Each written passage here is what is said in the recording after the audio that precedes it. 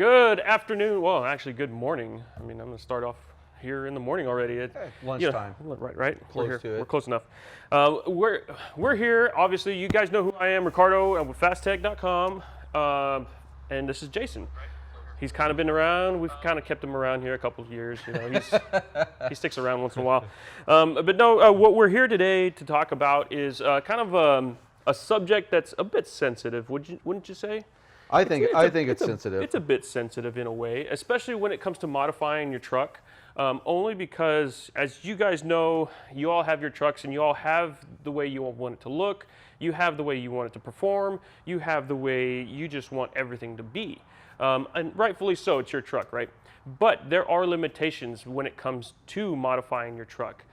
And I'm not saying because the parts aren't available. I'm not saying because it hasn't been done or can't be done. I'm saying mainly because of warranty. You know, and for some of you guys out there, you guys have your trucks and you guys warranty is probably a concern for you because you want to make sure that you retain it for as long as possible. Obviously, because you want to make sure your truck is taken care of. And since you're paying for the truck, you kind of want to make sure you're covered. Understandably so. So what we're going to go over today are going to be a few things that will kind of help you understand warranty and how it kind of works. What can you do? What can't you do? And also, if you guys have any questions, he's pulling. Actually, I'm pulling you guys up here right now. So if you guys have any questions, we'd be more than happy to answer them live, so you guys understand basically kind of how the warranty works and what it takes to ensure that your truck is taken care of. So definitely, as I get you pulled up here. Yeah, we're working on a little bit of audience here, guys. So basically today's, you know, like Ricardo says, we're discussing warranties. So if anybody's had any warranty claims that you've had to deal with your trucks, chime in. Throw some stuff in the comments so we can educate other people on the situations that you've had to deal with. And in today's talk, we're going to talk about some of the things that you can do to your Silverados and Sierras that won't void warranties, and then we'll talk about stuff that if you do it to your trucks that could void your warranty, basically. Right. And guys, just kind of give you a little bit of boost of confidence. There are going to be no dumb questions because you might be thinking something that you might think, no, I don't know if I want to ask that. Go ahead and ask it because there's probably a couple other people watching that are asking themselves the same thing. They're just not wanting to ask. So we have no problem asking, so trust us, we've kind of heard them all. Go ahead and ask the question. We have no problem answering. And again, there are no dumb questions. So please go ahead and chime in. Let us know what you guys are thinking. So to kind of kick it off, we have a list here that we kind of created where we kind of want to kind of follow a couple of different categories that pertain to aftermarket products for the trucks. And kind of some stuff that we do as modifiers, mods, however you want to call us, refer to us. You know, we modders. We take the trucks and we kind of get them to perform a little bit better, whether it's an intake or something simple, suspension, trucks, wheels, and tires, stuff like that. So we kind of made a little list here, and what we're going to kind of go down is just some of the stuff that we kind of cover. So intake systems. And I don't mean manifolds. If you guys are out there and you guys have been in the performance industry, you guys kind of know there's different intakes. There's a cold air intake or intake, and then there's an intake manifold. Right. Two different locations, okay? So this is an intake. Basically, it's going to go under the hood. It replaces your factory intake system or potentially even just a filter. So I have both samples here that we can go over. But let's go ahead and start with the filter since I already have it sitting here. Why not that, okay? So now, the factory filter, although performs pretty decently, correct. Okay, it's not bad, okay, it's not bad.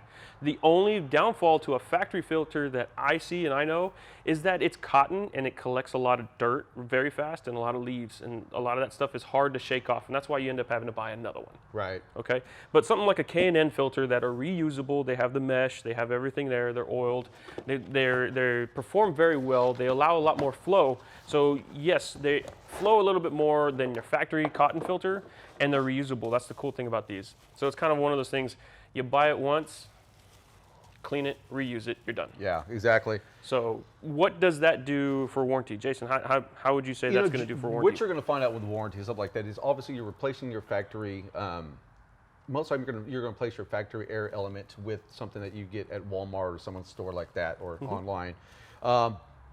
You're not going to run into any warranty issues basically running a K&N. So replacement filter like this, you're gonna be totally fine with something similar, just like this here. So if you're looking for something that's simple and easy to do that you're not going to worry about warranty, this is something that you can pop right in 10 minutes and you're down the road. And then every 3,000, 6,000 miles, whenever you do your oil change, something you can clean at the same time. So and you don't have to worry about warranty. Yeah, in my experience also with these kind of replacement filters, be it K&N, be it AFE, and I forget who else has, off the top of my head, I forget who else has them, but be it replacement filters like this, they're actually a lot easier to maintain. Yeah. You know, in my opinion, you know, he suggested checking them every 3,000 to 6,000 miles, which I would do as well. But the thing about that is that a cotton filter, they're kind of hard to get the dust and leaves and everything out of. I mean, we all know. I mean, if you've had a vehicle before and you've changed the filter, you know, once that filter is done, it's trash. It's going in the trash. You're done with it. Then you're like, what brand do I get next? And try to figure that out. Well, with something like a K&N, you basically, when you buy the K&N, you can get the air cleaner kit, and you're cleaning that every time, or just basically blowing it out for the most part. But it's something you can reuse the life of the vehicle. They offer you a lifetime warranty on these things, so most of the time you're going to be good on it.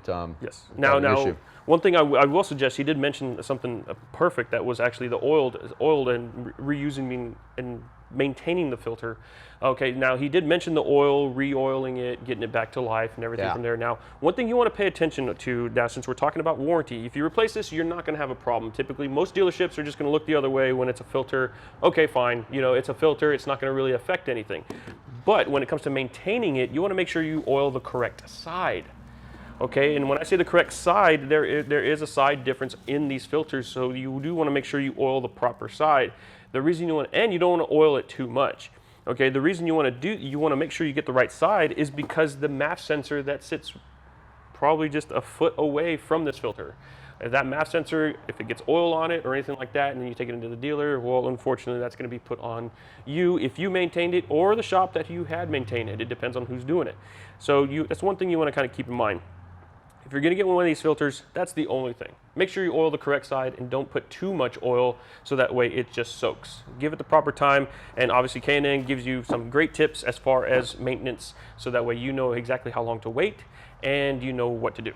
So that's the only thing. So that covers a replacement filter. This is something easy that you can add to your truck without worrying about too much hard installation. I mean, basically novice can do something similar, just like this here. Right. Anyone with basic hand tools can swap the filter. Yeah, I mean, I don't even think you need tools at that point. I think all you basically do is unclipping the clips and then popping it right in. Depending on the model, I think there's just basically clips that hold the filter in place. But one thing that is going to require a few tools and is going to be the main attraction, obviously, is going to be a big cold air intake. Now, cold air intake, however you want to refer to it, there's different variations of what this is called, but this is basically called the intake, not the intake manifold. Now, a lot of people kind of think intake manifold. They're two different sections.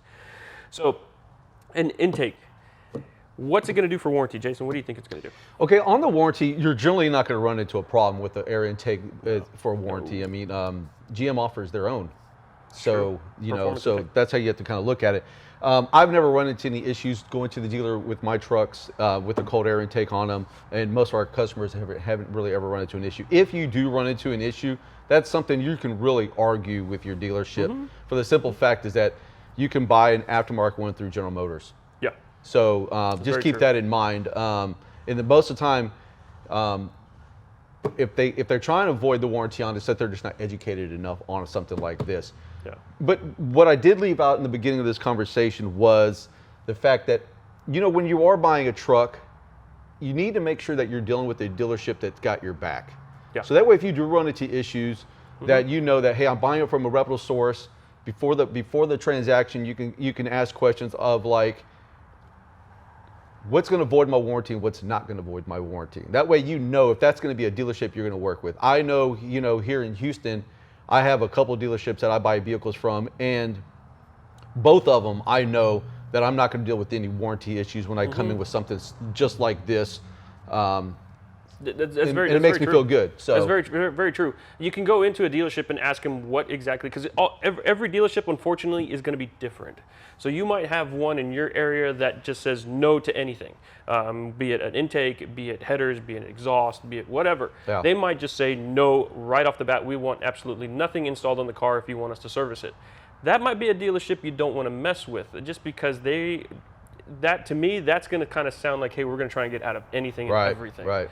They can, because it's not only Chevrolet that approves or denies the warranty, it's also on the dealership, because the dealership is kind of responsible for what they service.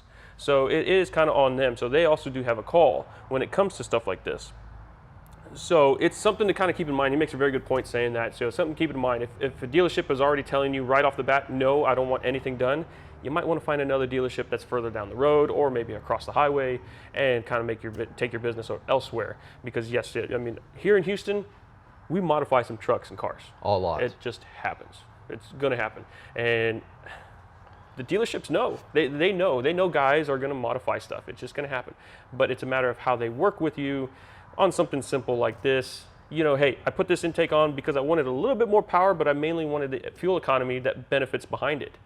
Okay, True. Not a problem. A dealership that can understand that will say, okay, you know what, as long as this intake is approved, everything's good, everything's fine with it, then they should have no problem servicing the truck and going from there.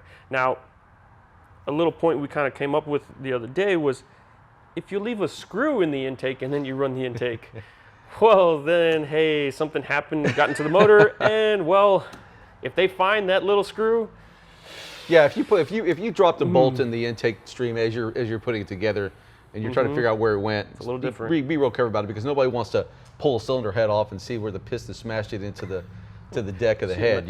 See a nice little aluminum screw sitting there. Right. It's always great. The other thing I want to mention too is, some of you guys with older trucks, your warranty, you're worried about it. Even if adding something like this, is it going to make an effect? Because as far as like creating you any issues, what you're going to find with majority of air intakes is they're going to be a straight bolt-on unit. They'll pick you up anywhere, depending on the year, make, model. However, they can pick you anywhere from 5 to 18 horsepower, depending on the model. The other thing that you're going to get from something like this is going to basically be great fuel mileage. Yeah, that's the thing you're going to gain out of air intake. So you're yeah. not really damaging or hurting your vehicle by putting something like this on. You're actually making it more beneficial for yourself. No, definitely. The fuel improvements on something like this is far greater than, in our opinion, than really kind of the power. But I mean, obviously, when you're driving this big truck, 1 or 2 miles to gallon is going to help. Makes a big difference. You know, it's going to help. Yeah. So that's air intakes, and really kind of going from there.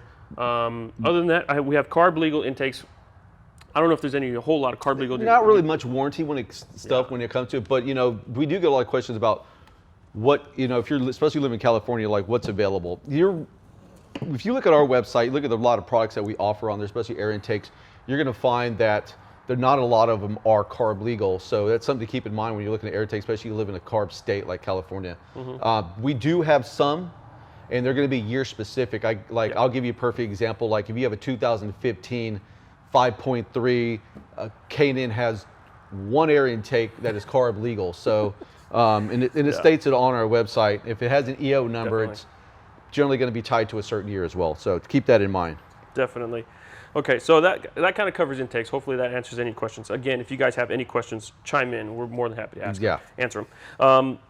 Exhaust systems. Okay, now for trucks, exhaust systems, you got mufflers. Yep. Okay, you got headers. You got high flow cats that go along with the headers. So let's start with exhaust systems basically. Okay. So the first thing he brought up was the mufflers, right? Generally, putting a muffler on your truck is not going to create you any warranty issues. No. So that's something you not to really worry about. If you're putting a muffler on, you're just tying it to the exhaust. It's not backfeeding to it. It's not causing any problems. Right. So you're basically improving the flow. That's what you're doing. So the only thing I think I would worry about if you're adding a muffler is are you cutting out the valves? Yeah. So that's a gray area. Like, would that create, in which the valve is just the valve. I mean, it's just pretty much a flow-through valve for the most part. Yeah. It's not, it's not electronically controlled or anything like that on these trucks. No. So I really don't think you're going to run into a warranty issue with something like that. But you can add mufflers to it, and I don't foresee any issues that you're going to run into when it comes to a warranty or something like that. For the simple fact is that it's just a muffler. Exactly. It's just a muffler. A muffler is basically, you're taking the factory one and you're having your muffler shop cut that one out and replace it with this one. So you're really not modifying a whole lot, but it is something that a dealership might give you hassle over if it's a strict dealership. You can go to an easy working dealership and they're going to understand, hey, okay, this guy put an exhaust system, not a big deal. The exhaust system's not going to cause a rod to go hanging out the motor. True. You know, it's just not going to happen. It's not going to cause a valve to fall out of the the cylinder head. So the same thing's kind of going to go for the catback exhaust system. So if you're not usually doing a muffler, you're doing a full catback system on your truck, right? Which you're going to find bolts in a whole lot easier. It's a lot less hassle. You can do it in your driveway for the most part because it's a truck. Exactly. You know? Yeah. The only thing with the trucks and doing a catback system, factory exhaust is one piece. So keep that in mind. Yeah. You know, so I mean, you have this big long piece. You might have to cut it. It's not a big deal. We have some videos on YouTube where we show you exactly what we did. So go check those out if you have some time. But yeah, putting on a catback system, I mean, that's the same thing and kind of as a muffler, like you said. You know, it's going to be the same way. You're just replacing everything behind everything. So it shouldn't affect what's going on to the front half and going from there. And just remember also is that you can, most of the time when you buy a truck new from the dealership, it's usually an option that you can get as a catback. Might not be the catback that you want, right. You know, but right. They do offer a catback. So if they're not really going to give you any issues for a warranty, if you add basically a Boral Attack aftermarket exhaust system, where they offer their brand, it's kind of the same thing. So I don't think you don't have to worry about warranty on exhaust systems. No, GM's got their performance line, so I mean they're going to make simple accessories, and intake and exhaust are simple accessories to them. Obviously, when you're building a car that's got a ton of wiring, and so I mean an exhaust system and an intake to them, that's okay because they have all the CAD drawings and everything to make it simple and easy. So if they're able to do it and offer it as an aftermarket product, why wouldn't a company like Borla, Flowmaster, MBRP, whoever else you can think of, not be able to offer something like that and then still be able to retain a warranty? Exactly. So while we're still on exhaust systems, we're going to talk about, we have a Shorty Header here. And so a lot of people ask, well, what if I put headers on my truck? Is it going to void the warranty? You know, something like a Shorty Header, all you're doing is you're just replacing the header that comes off of the cylinder head and goes right to the factory catalytic converter. You're going to pick up some horsepower out of it, but it doesn't really affect your factory warranty because this is something that you definitely can argue to the fact that, like, look, all I did was replace a product. It doesn't matter if I got it from you, replaced it with just another factory one, or I replaced it with an aftermarket one. I'm not doing anything internal to the engine, and I'm not touching anything with the programming to add something like this. So, just so you know, here's a perfect example. Now, obviously, this isn't from a truck. It's not a truck, but it gives you a good idea of what you're up against. Yeah, and why it would void your warranty. You pretty much have your factory cast manifold, which just sits up here. Now, this silver part you see is basically just a heat shield. Okay, the cast manifold is all behind it. Okay, and so you basically have your catalytic converters. Now, this is obviously a car. It's a Camaro, not a truck, because a truck has a primary cat, and then the secondary cat sits a little further back. Correct. Okay, so that's on a truck application. But still same concept. You have your primary cat, you have your secondary cat. Okay, so these primary, with Shorty headers, like he just mentioned, you're just going to replace this section of it. You're not touching the catalytic converter, which has the oxygen sensors before and after. So you're not touching that. So that essentially is not even being messed with, and nothing's happening to it. All you're replacing is the cast portion up here. So there should be really not much of an issue when swapping that out on your truck. So very simple, very easy, and it gets you a little bit of power, increases a little bit of flow, and goes from there. But now that we're on headers, let's talk about, we don't have one here, but let's talk about long tube headers. Long tube. Long tube headers, we're going to basically replace all of this here, and obviously we saw them with the high flow catalytic converters, okay? They're going to avoid your warranty for the simple fact that you're going to have to tune the truck to accept the header, and also what you're going to find out is generally when you add headers with the high flow cat, you're eliminating one of the catalytic converters. So it throws efficiency codes, which have to be tuned out of the vehicle. So that's the reason that you would run into basically a no warranty coverage, is because you're actually having to go into the PCM and actually modify it to accept the headers and the extra flow of air. Yeah, you're having to adjust that tune file. So essentially that's what guys, when they say I need to get the car tuned, that's what they mean. You know, they got to get the car tuned, they got to get the file calibrated so that way it accepts and it runs perfectly with the long tube header, the high flow cat, and everything goes from there. So that's headers. That's headers. We talked about exhaust. Yep. You know, so it really kind of helps you. I hope you guys, you know, gives you some good information. So basically, the next thing we have on our list to talk about is let's talk about wheels. Why not? Yeah, let's talk about wheels. Why not? We get a lot of questions of what wheels fit and then what wheels are going to create any issues. Now, obviously, when it comes to wheels, we haven't ever really seen anything when it comes to a warranty claim on a vehicle from the dealership. No. So, No, and I haven't run into any customers that have as long as I've been doing this business. So, wheels aren't really going to cause you any type of issue when adding them. The only thing that could cause you an issue on wheels would be the fact that if you spaced them out too far and didn't have enough lug, and you broke a lug or something, or you didn't, you stripped out something, whatever. But then that's you take that to a dealership, they're going to laugh at you because you ruined that. Yeah. So they're not going to warranty that. Yeah, so that's basically something that's applied after you already signed the papers and everything. You took the truck as is. Now it does differ, and I don't know if this happens in every state. I know it happens a lot here in Texas, but you can go down to a dealership and typically buy a truck that's modified and with wheels and tires and really kind of go from there. So you can buy a truck off the lot already done. Now that kind of steps it into something different because the dealership themselves are kind of taking the ownership of whatever might happen if something does happen to that truck down the line, and they'll take care of the warranty from there. But as far as Chevrolet is concerned, if you take something like that, you modify it, you add it, whatever you might be doing, unfortunately, they might just say, hey, sorry, you modified it, you took it off, you changed it. You changed the geometry of things and went from there.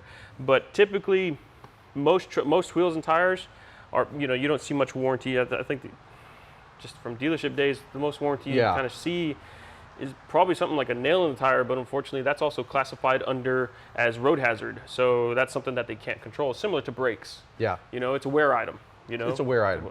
So it's a wear item, so that's unfortunately something that's not covered. But definitely, hopefully, if a dealership modifies the truck, they put it all together for you and you purchased it that way, dealership's responsible for the warranty if anything happens. So let's talk about, since we talked about wheels, we just touched on that real fast. Let's go ahead and finish up with the performance products. Okay. We talked about intakes, we talked about headers, but let's talk about performance products like doing camshaft, supercharger, nitrous, stuff like that. The fun stuff. Yeah, the fun stuff. The stuff that's going to put the power in your vehicle. Yeah. Camshaft, replacing a camshaft in your truck, you're going to avoid your warranty. Yeah. You cracked the engine open, you changed out the camshaft, you had to retune it, that's definitely going to avoid your warranty. So that's without a say, avoid your warranty. That's on your own, man. I mean, like these the LT version of the motors and the LS versions of the motors in the other years, and I know there's like the LQ and all that, so anybody who wants to get technical, I know about it. But anyways, to just kind of quick coverage, the engine in these cars, to put a cam in it, or in these trucks, I'm sorry, to put a cam in them, it's a little bit of work. Now, the 14 to 18 trucks are a lot easier because of the LS-based motor that they have. Now, the new style trucks with the LT, I'm sorry, even the 14 have the LT, I'm sorry. I'm going a little further back. But, either way, to put a cam in these trucks, it takes a lot of work. You got to pull the cylinder heads off potentially so that way you can make some modifications to the lifters, the lifter buckets and stuff like that, and even the valley plate, and really kind of go from there. So when you're cracking that motor open, you kind of think, it's just a simple cam swap.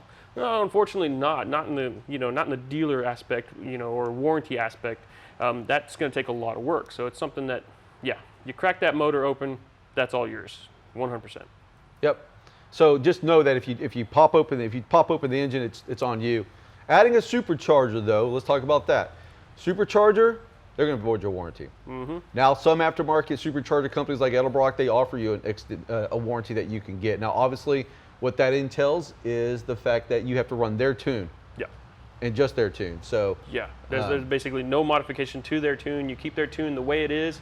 And I even think, and I might be wrong on this one, I know they did it years ago, that you had to get it installed by an approved dealer for them, so that might be one of the other stipulations. What it wasn't that there was an approved dealer, it was just approved like shop. A shop or ASE certified mechanic was more the base of what they wanted to make sure, which they're, realistically, a lot of these supercharger kits that you're going to find are going to come with instructions where you can take it pretty much to the shop down the street, and especially if it has a program, you can pretty much pop it in for the most part. Yeah, I think the main purpose behind that was that they didn't want the average guy that knows how to turn a wrench to do it in his shop, in his own garage on the weekend, and then expect a warranty to be covered. They wanted someone certified, so that way they can make sure, hey, we're covered because this guy's certified, and we're going to go ahead and cover it from there. Unfortunately, if you did it yourself in your garage, unfortunately, that's kind of, they're probably not going to help you out much with that, but something to kind of keep in mind. But yes, Edelbrock, I would check them out if you're looking for something that's going to kind of cover a warranty for an added supercharger. Yep, they do have that. Let's see here. Intake manifolds. Intake manifolds aren't too popular on trucks, but kind of covering it, it's the same thing as a cam. You cracked open the motor, you took that factory intake off, you put a different one in place. And if it's one of those things that kind of goes back, if you left a screw and it fell through, you own it. You own it. It's on you, it's all you, man. It's on you. Yeah. So that kind of falls under that same thing. You opened it up, so yours. Throttle bodies. What about throttle bodies? Throttle bodies simple, easy, add a little bit more air. But look, if you had a throttle body, from my experience, let's talk about it. Let's talk about the throttle body spacer, and let's talk about the throttle body. Okay, with a throttle body, if you pop open, they're going to see a throttle body. Done. I'll tell you right now. I mean, if they gives them a reason to avoid that warranty, it's like dealing with an insurance company. Yeah. They're gonna void that warranty off the fact that you have a throttle body on your engine. So do keep that in mind. If you're looking for an aftermarket throttle body and you do put it on your truck, that very well could void your warranty. Yeah. Throttle body spacer, that's a gray area. I mean, obviously there's an elephant in the room when it comes to throttle body spacers. Some people say they love them, some people say they don't. But I'm going to say most of the time they don't even notice that there's a throttle body spacer on the engine. No, unless you go with like a throttle body that's like some off color that air raid would be a perfect example, right? Yeah, I think air raid is red. Yeah, I think so. Yeah. So they have like a red one. But if you go with like an AFE, which I think are silver, they're silver. Yeah. You know, so if you go with like an AFE, there's something that's going to blend in. That might be a little easier to get by as compared to like a red one. That's going to be a little bit more noticeable because the technician's going to open that hood and start looking, diagnosing. He's going to pop your engine cover off and just go, that's not factory. Right. As compared to a silver one, he might just look right past it. I know I would. I mean, looking at it, just not really paying attention, just trying to diagnose the car because you want to, as a technician, you want to diagnose that car as fast as possible. Look, if it threw a rod, and you have we want to throw the worst case scenario out there too, right? Hey, why not? Yeah. Why not? And you have a throttle body spacer, they're pretty much going to go, the throttle body spacer didn't cause you to throw a rod. No. You know, so. No, they know. Yeah. You know, they know. Hey, something simple like that. Well, you hope they know. You hope they know, yeah. Yeah. So it also lots to do with the technician. Some technicians just look for the fact to find something wrong. You have that guy on that day. That's why it's important to find a good dealership. Yeah. That's why it's important to find that good dealership so that way you know, hey man, you know that the suspension squeaking. Well, he's got a throttle body spacer. Well, they have nothing to do with each man. other. If the general manager has a modded car, he knows. He knows. He knows. It's a very good point. Very good point. Look at the car. Look at the employee parking. Just take a look at that. Hey man, and the good thing is always ask. Like if you're on a group page with people and you're looking at buying a new truck, go, hey, I live in this area. What's a good place to get a truck from that I know that if I do any modification to it, I'm not going to deal with any stuff on the back end of it. You know, that's another thing. Or something if you guys are thinking about, you know, hey, I might do a couple little add-ons here and there. Like I said, here in Texas, you can buy a modified truck off the lot. Yeah. Go to a dealership. If they have a modified truck off in the lot that they're selling, they already know. They already know the game. Correct. They know exactly what's going on. Yeah. You're going to put an intake. You're going to put an exhaust on it. Fine, no problem. As long as the rod's not hanging out the side of the motor, we're good. So, something else to look at. Now okay, we pretty much covered performance for the most part. Lift kits. Ooh, this is a good one. Lift kits. Okay, so if you basically put any type of modification to the truck that's going to lift it any type of way or lower it, and you break the upper control arm, no warranty. It's time to upgrade. Yeah. Time to upgrade. Time to upgrade control arms. Time to find another manufacturer that makes some better control arms, something a little stiffer. Like Cognito. Something a little bit better, something that's going to be thicker, something that's going to handle what you're going to toss at it, and really kind of go from there. So yes, definitely something like that. Out the door, man. I'm sorry. Yeah. You know, now that's not to say it's going to void your powertrain warranty, so your engine, your transmission, stuff like that. That's not to say it's going to void that, but it's going to void your suspension. Service guy. You know, it's not like we're walking in with a bottle of nitrous in the car. Now, and we've done that, you know, like, I mean, we've gone to the dealership with nitrous on the car, and the thing is, but we went in for a starter issue, or it was a cooling fan issue. Yeah. Had nothing to do, obviously, but they didn't void my warranty because I didn't go in there. Now, they didn't say anything, but the main reason why is because I took it to a trusted dealer that is smart enough to go, hey, look, this guy buys cars from us. We're happy with him as a customer. His friends buy cars from us. And we know that, you know, if I blew my engine from nitrous, I'm not going to try to hide it and roll it in there, for one thing. Right. So. Exactly. So that kind of covers that. Hopefully that answers some of those questions. Let's see, moving on. Okay, got suspension, interior. What about tuning? Tuning. Let's talk about tuning. Tuning. So we don't have a programmer out here with us. No. But the big question we get is like, that's something we do. Programmer like SET, Bully Dog, Diablo, Edge.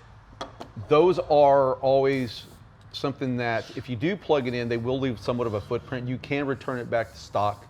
So that's an iffy one. The thing is, like, most of the time, look, if you're gonna have an issue with it, you're not gonna leave the programmer in the car. And the thing is, if you take your car in for warranty, you're gonna want to pull the tune out and put the car back to stock. Obviously, if you're just using a programmer for gas mileage, tire sizing, maybe just kind of help towing. Yeah, You know, I mean, I know so there's some settings in the Bully Dog programmer. So hey, I'm towing a little bit more, so you want that extra little power down low. So that's where their calibration is set for. So you know, like stuff like that. As long as you return it back to stock, yes, it's going to leave a footprint in the ECU, but they're going to have to dig pretty deep to find that footprint. So it's not something that if you go in with, let's call it a brake squeal, well, that's not something that they're going to go looking for. correct. You know, But here's the thing: even if you did take it in for a brake squeal, if you just have a programmer in it, I recommend putting it back to stock. Yeah. Because the thing is, let's say they have an update. There you go. You roll in and there's an update, and most of the time they're just going to update it, and they probably won't even say anything to you about it. So then it wiped out your tune, and then you have no tune. It's gone. Yeah. So, and you're not getting that tune back. I mean, once it's wiped out, it's wiped out. You can fight with somebody like SET to try to get the tune back, but it's really difficult. So just know that if you do have a programmer in your vehicle, that you want to put it back to stock before you take it in. Just put it back to stock before you take it in, and you should be fine from there. Yeah. Yeah. If you do show up with the modified file in there, most likely you know they might question it. Exactly. But like, here's another one. This is very popular. This is the Range. The Range is basically an AFM DFM delete is what it is, and these are very popular. The nice thing about something like this is, you don't really have to worry about this voiding your warranty. And if you don't know what the DFM AFM basically is, it's the cylinder is going from like 8-cylinder to 4-cylinder. Your active fuel management, DOD, yeah, I mean, cutting you in and out. However, there's so many different ways of saying it. The DOD, displacement on demand, AFM, active fuel management. So it really just depends. Either way, you're taking your 8-cylinder and cutting it down to 4. Basically, what it does, it keeps your power all the time. Yes. That's what it does. That way, when you go to step on the gas, you're not and going into 8 to V8 mode from 4-cylinder mode. You know, this is a must-have. What's nice about the Range though is if you see here, it's a direct plug-in. Okay, and it doesn't leave a footprint. No. So Range states in their documentation that it doesn't leave a footprint in there. It's basically what it does is just modifying the signal, and that's all it's doing. And so Range is something very nice to add to your truck if you don't have one. I have one in mine. I absolutely love it. Yeah. Actually, I have that, and I have what they consider a pedal max controller, right? Which I don't know if anybody knows what this is. It's basically a throttle controller, which I'll let Ricardo tell you a little bit about that. So the throttle controller, what really that kind of comes into play, that if you guys ever noticed, you kind of stepped on the gas, leaving a light, leaving you know, wherever, and you kind of notice little delay. There's in every car we've kind of messed with, every car we've kind of looked at, there's always kind of been somewhat of a delay. Or if you're at let's say you're doing it safely, you're on the racetrack. I know you're on the racetrack when you're doing this, okay? But you nail the gas because you want to try and get your best time out of it. Well, you still kind of feel this little hesitation, okay? Yeah. And when I say little hesitation, you're always kind of prepared when you know you're going to hit the gas. You're always kind of prepared. I don't know about you guys or anything like that, but I know I'm always kind of like, okay, I'm going to hit the gas right now. You kind of brace yourself a little bit, and then you smash the throttle. Well, there's always that little delay that kind of happens. Okay. Well, what the JMS Pedal Max does is that this gets rid of the delay. Okay. Now, how easy does it do it? It has a knob to it. Let me see if I can grab one real quick. Knob. I'm glad you mentioned that because I was going to go grab it here in a second. But this Pedal Max, basically what it does, it sits in line of your factory connector, so that way it gets rid of that delay. Now you can plug it right in, and I know this is extra plugs here. This is diagnostic port, and this is basically the port for that knob, which I'll explain in a second. Okay, so you basically take this, you plug it in line of your factory pedal. You do have the disconnected battery because it just has to relearn. That's it. There's no footprint that's left anywhere. It's not into the ECU. It's not into the PCM. It's not going anywhere. It's basically sitting in line, and all it does is quickly amplify the power to the throttle and lets you go from there. Yeah. And now, without the knob that he has there, without the knob, it's on 100%. Yeah. 100%. Okay. You're active, and it makes the sensitivity in your throttle a whole lot more. So really kind of pay attention. If you're driving it yourself, maybe your wife's not driving it, girlfriend's not driving it, cool, 100%, not a problem. If you hand it over to your wife because she's got to run to the store, girlfriend, she's got to run to the store real quick, you might want to put that knob. You want to put the knob on. It comes with the knob. What I recommend, obviously, it's the knob is zeros completely off, and you can go up to 100%. I generally drive around with mine in my truck. I keep it around 25 to 50% because I like when I take out from a light, I like to leave the light. All the time. Like I like to leave the light all the time. Not sit there I like to. When I'm in a hurry, I like to get where I'm trying to go. So I have one of these in my truck, and I absolutely love it. I know, but JMS is a great brand. Now, will it void your warranty? That's the question. I'm gonna say if it's one of those things. It's like a tune. You head into the dealership, put your factory tune back in it, right? This is simple enough that all you have to do is basically disconnect your battery, unplug this module, and go about your way.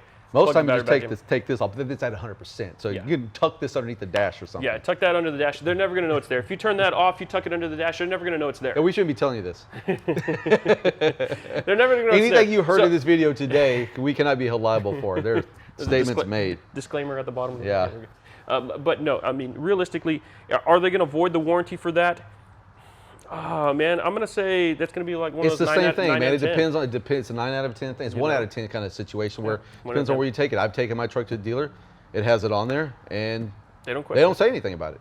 And they don't question it. Yeah. They just, hey, it's one of those things that if you're not going in for that said issue, like let's say you had a problem with the throttle body. Let's say it was acting funny, it was acting weird, but you had this module in place.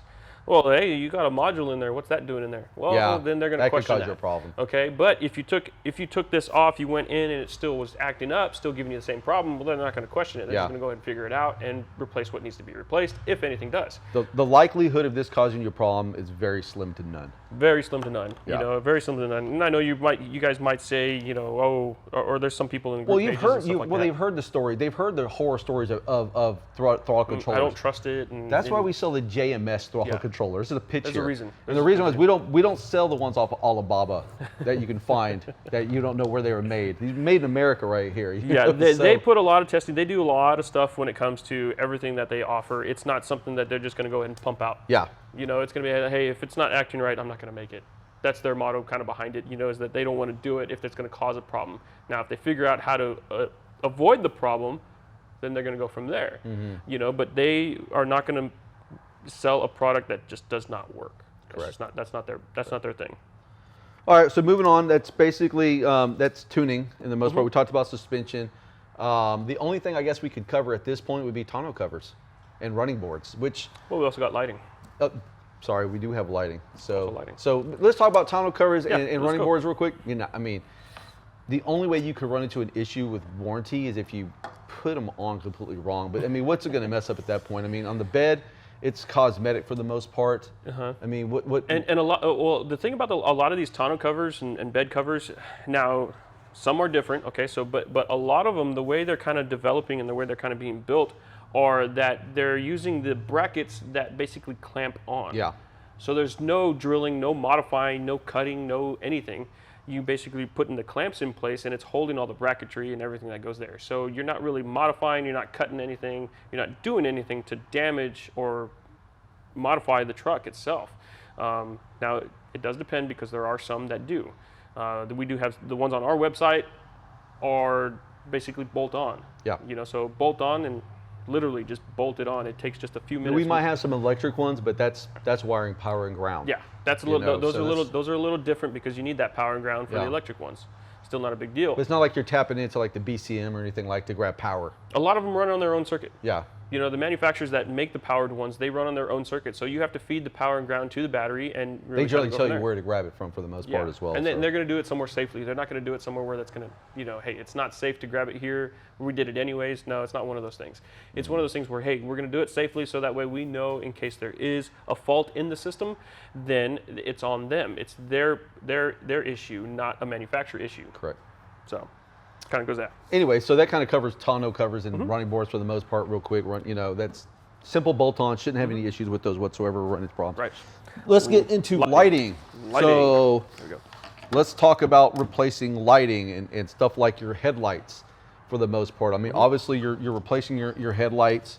It does, most of these headlights that we offer are quality controlled basically to make sure that they're going to work and not cause any problems. But if you did run into the issues, depending on what brand you put on, I mean, there's a lot of different brands out there that just, how do you trust them? Right. That's the other thing too. I guess trust is the main thing you got to make sure is when you're dealing with parts is to make sure who do you trust and who you do not trust.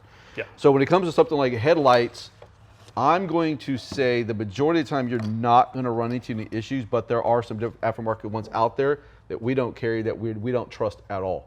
And those could very well cause you an issue because if they're not tested properly beforehand, most of the stuff now is controlled by the BCM. Yeah, yeah. You know, a lot of these modern trucks, I mean, I'm going to say anything past like 2016 has really kind of done a lot to go into the BCM. So, you know, Chevrolet, GM, GMC, they've all kind of made this adaptation to say, hey, the BCM is getting all these signals, or they're pinging out these different signals saying, hey, you know, we want to make sure our stuff is working correctly. So that's where a lot of the headlight manufacturers have kind of had to adapt the way they design and they build their stuff, is so that way, hey, they're accepting all these pings and everything that they're getting from the factory BCM. So if you go with a set like this from like Morimoto, you know it's kind of been built right correctly, so that way, hey, they're not affected so much by the pings and everything that goes out there. Exactly. You know, so now I'm not saying that, hey, a resistor is going to work for, you know, however long or something might not happen, but it's one of those things where that's why they've adapted to what they need to do, and they've made sure that they've tested extensively to make sure that nothing like that really happens right away. And generally, if it's like he brought up, if it's a resistor or something like that on something like this, then that's a warranty through the manufacturer. So through the manufacturer, create the headlight. But most of the time, you're going to put something like this in, you're not going to see any problems electrical-wise. Now, if you do have electrical problems, that's when it depends on all what you're running through your system. If you added headlights and you automatically have an electrical system, then you got to start questioning, okay, let me put my factory headlights back in to actually see if that was the issue before I take it to the dealership and try to argue with them for the fact that there could be something else completely wrong. Right. Because if you have the headlight in for 2 years and then there is an issue, it's like, well, most likely it wasn't probably the headlight. Yeah, yeah. Luckily enough, the headlights like these, like for the Silverado and the GMC, they're easily replaced. This is for the 14 to 18 models, but the 19 is a little more difficult when it comes to replacing something like those, just because you got the body panels and grills that are kind of really in place. But if you ever had to do it, it's something simple that you can swap back out. Yeah, so exactly. hopefully that kind of helps out. Now, let's talk about it like accessory lighting, because I know we have some things in the works that are like accessory lighting. You know, you have your stuff from like Diode Dynamics and your fog light kits and your light bars and stuff like that. So I know we have that stuff in the works. But stuff like that, a lot of that stuff you want to run on its own circuit. You know, similar to like the powered tonneau cover or anything like that. You want to run it on its own circuit, so that way you're not affecting basically anything that's in the factory components. So that way you don't run into an issue if a warranty issue. You're not going to go through the wiring harness with a test light and find power and not know where it goes to. That could cause you a warranty issue. Yeah. Right there. You're usually going to want to tap directly into the straight power source of 12 volts. And a direct ground somewhere, and then to your switch before you start tapping into wiring harnesses. You start tapping wiring harnesses, and you have an electrical issue. That's a warranty deal. You're paying for that. Yeah, that's most likely on you. I mean, I've had the situation where, hey, you know, you tapped into it. Previous shop worked on it, and you tapped into the wire, and it kind of fried some stuff. And it's like, well, then that means it wasn't mounted correctly. It wasn't done correctly, and it's like, whoa, hang on.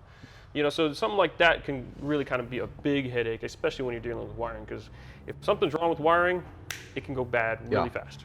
And if you ever have questions about, you know, if you're buying lights from us, and you ever have a question about, hey, what this will affect and what it won't affect, or even like our accessory lighting stuff that we offer, how would I wire it, how would I not wire it? You can talk to our customer service guys. They're pretty much educated at this point on how this stuff pretty much works. And then, or if you want, you can send us messages and we can answer your questions as well. Definitely, yeah. So we got that, and that's lighting. Let's see, anything else? I think we pretty much covered everything for the most part. Yeah. So that's I don't see any questions here, but hey. That's a brief of what 50 minutes worth of a brief here on what we consider what a void warranty will or won't. Look, if you're not watching this right now and you watch it later and you have had issues, drop your issues in the comments, man. People are going to come back and look at this. We're going to share on some different pages. And hopefully that, you know, people can learn from the horror stories that you went through, so that way they know on different situations how to handle them. Definitely. So we're all in this together. Yeah. You know, hey, we'll fight the man, right? No, but I mean, it's one of those things that you want to make sure you're covered, and we're kind of trying to do as best a job we can, so that way you understand what might be covered, because a lot of these accessories, a lot of these parts that you guys might be looking at, it always kind of brings the question, what's going to happen with my warranty? How am I going to be taken care of? So hopefully we answered a lot of that. I know we covered a lot, but hopefully we answered a lot to kind of give you guys a good idea as far as what to do. Yeah, especially with these newer trucks, you're going to find that the more these newer trucks come out, there's going to be somewhat of a more restriction. And obviously, like if with the 19 plus trucks, it's hard to tune them right now because there's no real can't really, unless you spin your computer off and spend basically $1,100 to have it unlocked for the most part, and another $2,000 to have it tuned. You're kind of stuck with what's available. With the 19s and the 21s, the range works out well for simple get rid of some stuff, and then obviously the pedal max works out because if you don't think that thing works, read the reviews. Yeah, I like the pedal max. It's an excellent product. Well, we have one of those in every one of the shop cars. Yeah. So, every one. So for us to kind of go, hey, I'm putting that in every shop car. Yeah. That thing's gonna work. Yeah, I hear my tires grab on my truck when I hit the gas. I'm just, so. When you're patiently leaving the street light. Never patient. Never. But anyways, guys, hopefully we answered some questions. Again, thank you for joining in. If you guys have any experiences, drop them down in the comments below. We'll be more than happy to kind of chime in and see what we can kind of help out, and you can go from there. As always, sales guys are they're there to answer some questions. If you guys have any questions about these products and what it might do, they're educated and they know exactly what's going on. Same thing with our service guys. They know the same thing and can answer virtually the same questions. So no matter which line you dial, someone is definitely going to be able to take care of you and go from there. If you don't want to call, shoot us an email, send us a message right here on Facebook or any of our other social platforms. I got a little tongue-tied there. But definitely we'll be able to kind of help you guys out and hopefully get these questions answered. Awesome. All right. You say, hey, I can't say it any better than that. All right, guys. Thank you for joining. It's been a long, fun afternoon, but hey, you know what? We're here for it, so we'll see you guys next time. Thanks, guys.